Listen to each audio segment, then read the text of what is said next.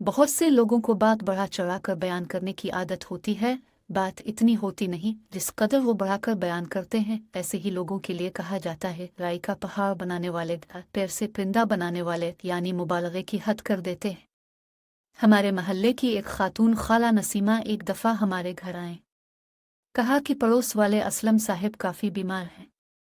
डॉक्टरों ने कैंसर बताया है, बहुत परेशान हैं, बेचारे माली मदद चाहते हैं।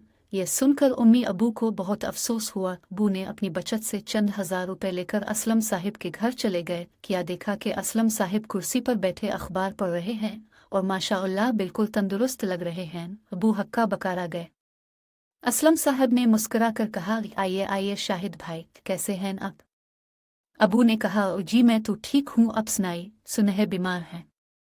अरे शाहिद भाई, बस मलेरिया ने ऐसा लपेट में लिया कि सारी ताकत जैसे निकल गई। अब तो खुदा के फजल से बिल्कुल ठीक हूँ, बस कुछ कमजोरी अब भी बाकी है, दवाएं बाकायदगी से ले रहा हूँ। अब सुनाई अपना हाल अहवाल।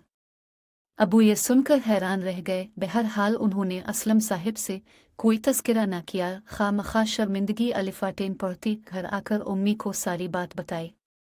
अम्मी ने कहा, तौबा तौबा, किस कदर झूठी औरत है ये नसीमा।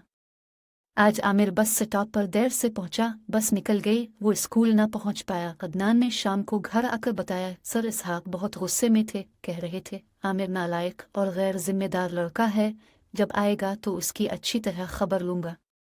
आमिर ये बात सुनकर परेशान हुआ। सुबह होने वाली बेइज्जती के खौफ से वो सारी रात सो ना सका। अगले दिन स्कूल गया और सर इसहाक के पीरियड से पहले उनके पास स्टाफ रूम गया कि कहीं क्लास में बेइज्जती ना हो जाए। डरते डरते इसने सर से कहा, सर मैं परसों इसलिए नहीं आ सका था कि बस चली गई थी, इस वजह से मैं आपका टेस्ट नहीं दे सका। कोई बात नहीं बेटा, मुझे मालूम है आपका काबिल और जिम्मेदार तालिब इल्म है, आप आज पीटी के पीरियड में मुझे टेस्ट दे देना। सर इसहाक ने शफकत से कहा। उस्ताद का मुशफ़िक़ रवैया महसूस करके आमिर बहुत खुश था। रह रहकर अदनान पर गुस्सा आ रहा था। खामखा मुझे डरा दिया। सुरिया पेपो घर आई हुई थी। बातों बातों में सानिया खाला का जिक्र चल निकला। उन्होंने बताया, सानिया और उसके घर वाले नारायण का गान सैर पर जा रहे हैं, पूरा 1 महीने का प्रोग्राम है, खूब घूमे फिरेंगे। अम्मी जान ने कहा, वो हो, हमें तो इस एतवार उनकी बेटी की मैट्रिक में कामयाबी पर मुबारक देने के लिए उनके घर जाना था। अब महीने बाद जाने का प्रोग्राम बनाना है। सुरिया पेपो ने मुफ्त मशवरा पेश किया। इत्तेफाकना 3 दिन बाद एक तकरीब में उम्मी जान का सानिया खाला से आमना सामना हुआ। हाल अहवाल के बाद उम्मी जान ने कहा, सुना है अब सब लोग नारायण का गान घूमने फिरने जा रहे हैं। चलो अच्छा है, 1 महीना खूब घूम फिर लेना। सानिया खाला ने हैरान होकर कहा, कहाँ की सैर? कैसी सैर?